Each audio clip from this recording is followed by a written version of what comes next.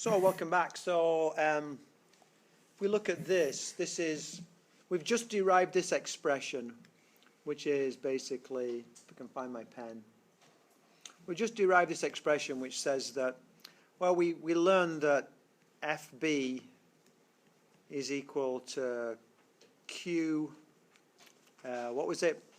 V cross B.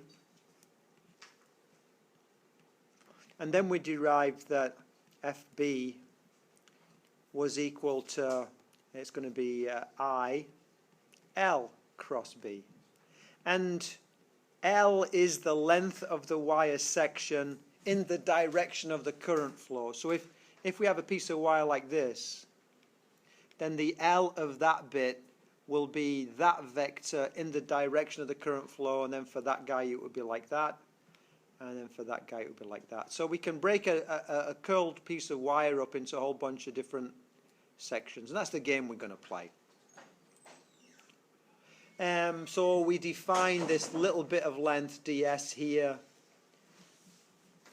which is in the same sense as the current flow. The current flow is down the wire or up the wire from left, bottom left to top right, so that's the process we take. And if we say it's in a uniform magnetic field, if we say FB is equal to I, L cross B, the force on a small little segment of wire, well, that's little force, dF, is equal to I, ds crossed with B. It's the little bit of length rather than a little bit of magnetic field. The magnetic field is constant, so it's the ds we're interested in. From the diagram, the force is directed up out of the page. If we use our right-hand rule and I point in the direction of my ds and I curl in the direction of my B, my thumb is pointing up and out of the board. So this is my force. It's pointing up and outwards if you do that right-hand rule. So for the diagram, the force is directed up and out of the page. We can determine the total force simply by summing together the force on all the little segments. So we say, well, the total force FB is equal to the integral of I ds crossed with B. So, okay, so that's kind of interesting. And we're going to take two situations. The first is a length of wire that's arbitrarily positioned, and the second is a loop of wire. Focus on the length of wire to begin with. So uniform field and a wire segment. Can you see how, if I look at this integration, well, what was it? It was FB equals the integral of I ds cross B. And I know that my I is constant, so I can take that outside straight away. And I have this integral ds cross B, and I say, for a uniform field, B is constant. So I can just say, oh, it's the integral of ds. That's what the integral really is, the integral of ds crossed with B. And so then I say, well, hold on. The integral of all these little segments is the resultant. Remember doing that in physics 1? It's a vector which goes from the beginning of the beginning to the end of the end. Oh, we'll just call that L prime. L prime, just to distinguish it from L, the total length of wire. So I say, well, okay, my vector force is equal to the current times my L prime cross B. It's the same equation. I just got to recognize that the L is not the length of the wire, but it's the length of the vector from the beginning of the wire to the end. So that's kind of cool. I can play games with that. I can give you a wire that curls and see if you know enough to just figure the beginning and the end of the wire and get the vector going from the beginning to the end. We'll see a question like that. And there is a force on that segment of wire, agreed? It's not going to be zero. But now let's take something very interesting. Let's just take that segment of wire and put another segment with it so it forms a closed loop. So I start off and I say, well, f is equal to I integral ds cross b. And yeah, I is uniform and b is uniform, so f is equal to I integral ds crossed with b. And then we say, well, hold on, then the integral of ds is, oh, it's a closed loop. So the integral of ds is 0. The resultant is 0. So no force on a current carrying loop in a uniform field. So there is force on a current carrying section of wire, but there's no force in a current carrying loop. Now hold on, how can I have force on a segment and force on a segment but no force on the loop? They're cancelling each other, aren't they? And in forces, positive and negative means what in terms of direction? Opposite directions. So what we get, if I look down at this from above, I'll get one force and the other force. And what's going to happen to this structure if I have those two forces on it? It's gonna pivot, isn't it? It's going to go like that and then like that. It's going to swing around. And you know that's circular motion, and circular motion is always pretty good. Yeah? So that's where we're headed. Let's look at this left-hand side. So here's a typical test question. It says a current of 9 amps flows along a segment of wire as shown in the diagram. The magnetic field is uniform and has a magnetic magnitude of 12 Tesla. And it, look, can you see it? It's pointing into the page. Yeah. What vector force is experienced by the wire shown? So I say, well, F is equal to I, L cross B. So I need to find, L prime cross B. Isn't that what we learned? It's not just the length of the wire, it's the magnitude, it's the vector from the beginning to the end of the wire. And on my diagram, I guess that's L primed, isn't it? Can you see it? Starts at the beginning of the beginning and it ends at the end of the end. So let's just write that down. So L primed is equal to, can you write down for me what you think L primed is? And can you write down for me what you think B is? Because neither one is given to you in exact words. So L primed, it goes only in the positive x direction, and it's 6 minus 2, it's plus 4i, and there's none of it in the y direction in this case, and there's none of it going into the page. Isn't that vector stuff? That's not really magnetism stuff, that's vector stuff. It's just looking at your diagram and working out the vector. And then look at your diagram, and you know that this is 12 Tesla. You know that's 12 Tesla. But the question is, how are you going to write that down as a vector? So you're going to go, well, is there any component in the x direction? No. Now, what about in the y in the y direction? No. What about in the z direction? It's 12 and it's going into the page, and by our sign convention that's minus 12. So that's going to be in Tesla. So there's the first part. So I'm going to do I, J, K. I remember I've got to get the order right. L prime. This is really important. So it's 4, 0, 0. And then for the B, it's going to be 0, 0, minus 12. And so I'm going to do L prime cross B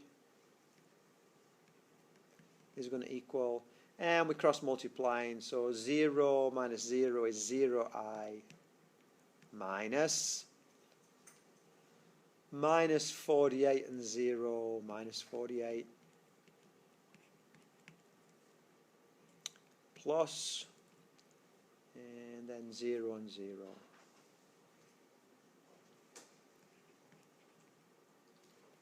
Which equals minus I plus 48 J plus 0.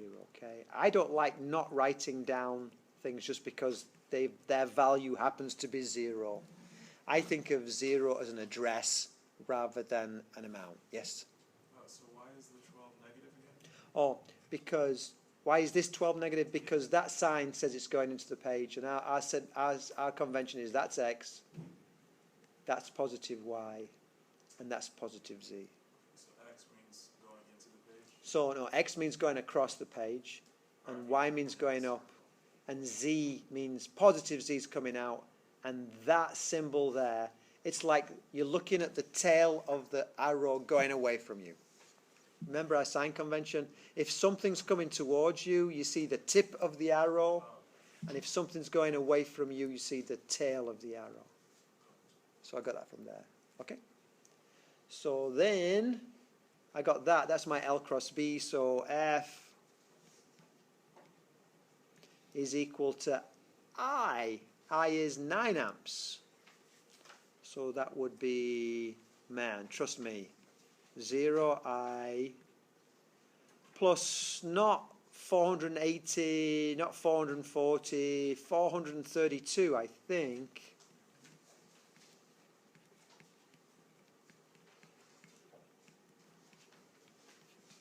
Newtons.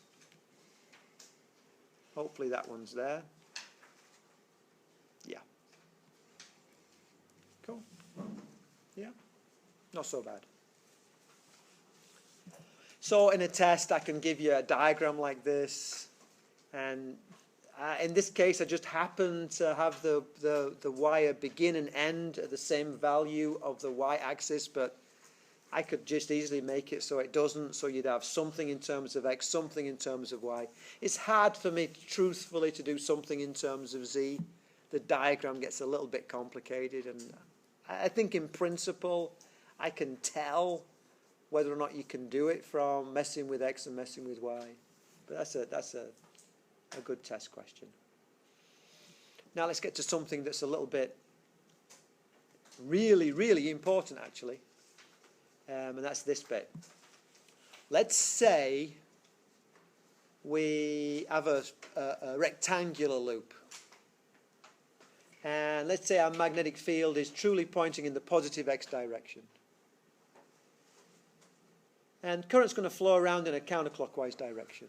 So I'm going to divide my wire into 4 bits. There's the top bit, which is 1, and the left-hand bit, which is 2, and the right-hand bit on the bottom, which is 3, and the right-hand bit, which is 4. And I apologize here. I'm using the symbols from the book, and they used little a and little b to symbolize lengths. And of course, we have big B, which is a magnetic field. And we're going to have big A, which is an area. So if your handwriting is not that good, it's going to kill you. Okay. And the first thing I can tell you is that, well, the force on a current carrying wire is FB is equal to I L prime cross B. And if L prime, the length of the wire, is in line with B, then the cross product's 0. Remember that? Because the magnitude is L prime B sine the angle between. And if the angle between is 0, sine of 0 is 0. Agreed? So parallel's bad in this case. Well, it's 0. So I can tell you that we can forget about the top wire and I can forget about the bottom wire because they're both parallel. The current is parallel to B. So it's done. It's out of the way. No force on those two bits of wire. But I can tell you with number 2 and number 4, there's going to be a piece of, there's going to be a force. So consider a rectangular loop of uniform magnetic field. In a uniform magnetic field, we can determine the force on each section of wire. No force acts on 1 and 3 because I is parallel to B.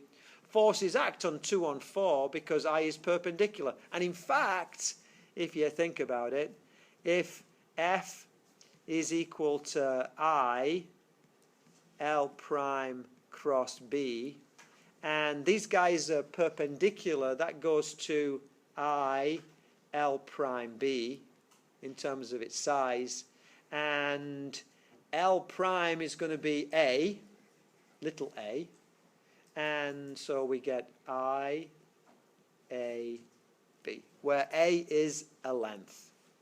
Okay? Okay. So there's my force in the right-hand wire. Number 4, my I is upwards and my B is to the right. So at this point the force is into the page. And if I look at the other side, my current is downwards and my magnetic field is to the right. So at this point it's out of. So this next diagram, and again I apologize because it's taken out of the book, you're looking from underneath and it's not actually clear in the book that you're looking from underneath. The latest version might have changed it because this is an old diagram.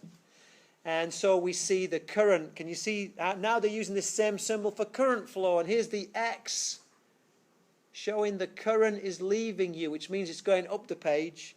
And here's the dot, meaning the current's coming down to you. So that's how I know it's going. And if that's going into the page, then that means that current is in that force is in that direction, and that's in that direction. And that is a torque, isn't it? And it's to talk about this central point here. And so I say my torque is equal to the force times the distance, perpendicular distance, times the force times the distance. The force in wire 2 times the perpendicular distance times the force in wire 4 times the perpendicular distance. And looking at my diagram, I see that, well, my force in both cases is IA times B, and my perpendicular distance in both cases is little b divided by 2, and there's 2 of them. So I get IABB. And then to make things even a bit more confusing, A times B is just the area of the loop. So I get IAB, where A is now the area and B is the magnetic field. IAB. Okay? So get the current, get the area, get the magnetic field. That's how much torque you have when you're perpendicular. Supposing we're not perpendicular. It's just a coefficient. It's just a what the word am I looking for? It's just a component. The perpendicular distance is now that, which is the length, which is b over 2 times the sine of the angle, and the angle is that angle. So it's that angle. It's between E and a surface normal. We're inventing the surface normal again. And again, angles are always a little bit problematic, so you've got to look at your diagram really carefully and convince yourself that this angle here is the same as that angle there, and therefore this is b over 2 sine that angle.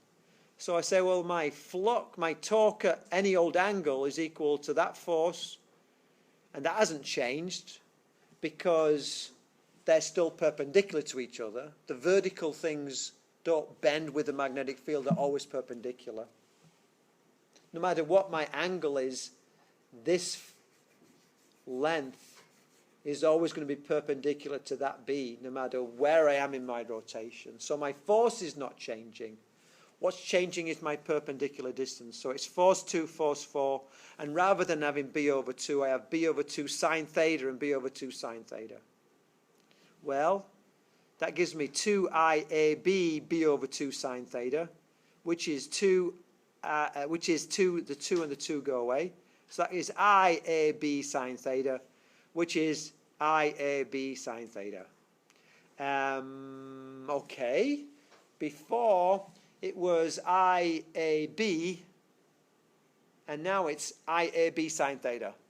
Okay, and then along comes someone smart, and they say, you know, if we invent this thing called a surface vector, then IAB sine theta becomes IA cross B. And it just simplifies away again. It's so happy. So we have F is equal to Q V cross B.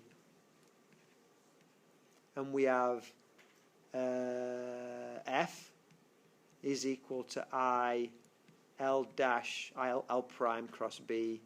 And now we have torque at any given angle is equal to I A cross B. And notice B is the last thing in every case.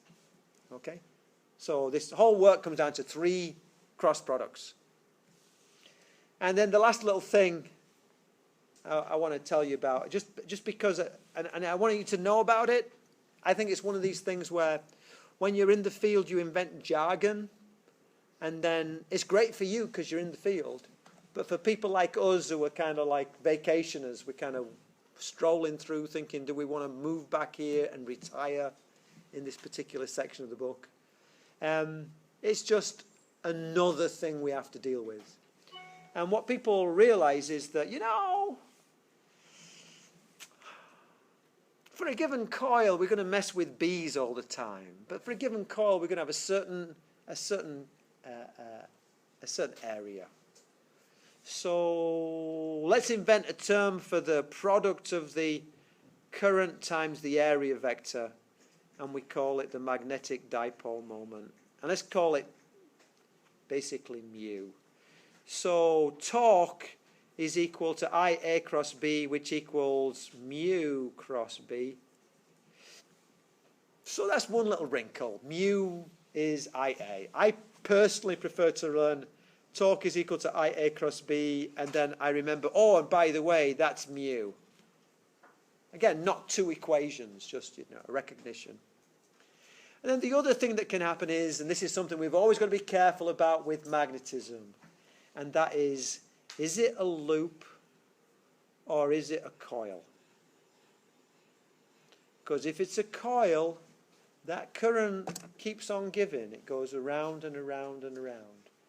And so if I have the magnetic field, if I have the torque on a loop, then it's just this. But if it's the torque on a coil, I need to take into account the number of turns. So it would be N of IA cross B. And again, that makes sense. It's not like it's amazing. It's just you won't necessarily think of it. So you learn to, am I talking about the loop or am I talking about the coil? And you learn, oh, well, if we have a magnetic dipole moment, shouldn't we have a dipole moment for the loop and one for the coil? And yeah, you should, you know. For the coil, it's equal to N times the magnetic dipole for the loop. Okay. And let's have a look how we're doing. Oh, we've got a little bit of time, so let's just go through these, if I have time. 5 Tesla magnetic field is directed along the positive x-axis. A 7-loop coil carries a current of 4 amps. The area vector is given by that. What is the loop dipole moment?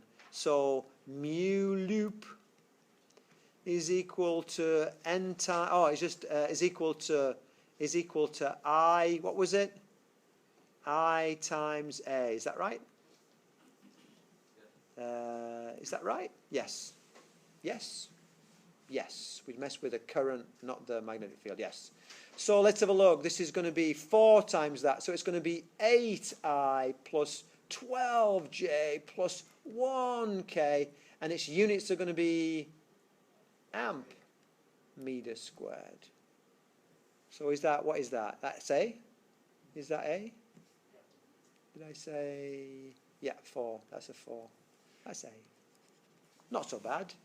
What is the coil dipole moment? So it's going to be mu coil is equal to n times mu loop, which equals, 7 loops.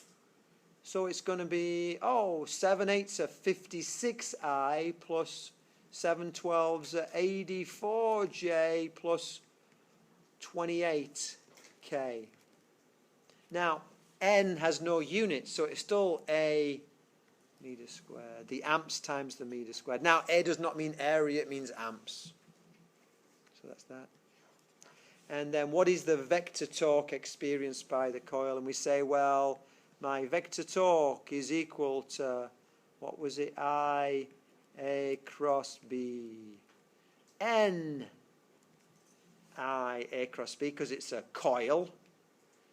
So that is equal to mu coil crossed with B.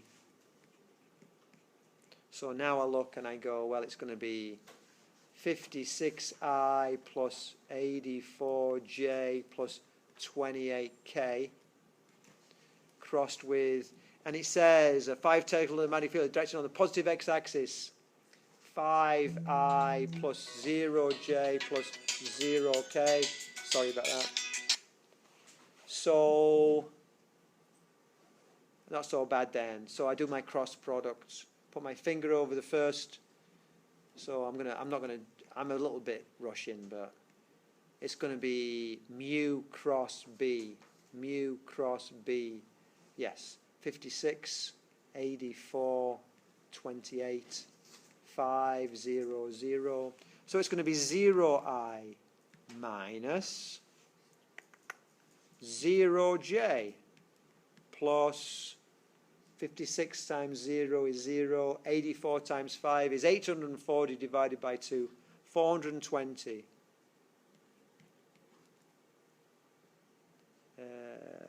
Okay. Which is that one. No, I have no idea. It's not there. I've got to sort that out. But I believe that's the answer. And it's going to be in Newton meters. Just check my math on that last bit. I was rushing it. Yeah. Cool. Cool. And I think that's it for the section. Good. Okay, we managed to finish on time.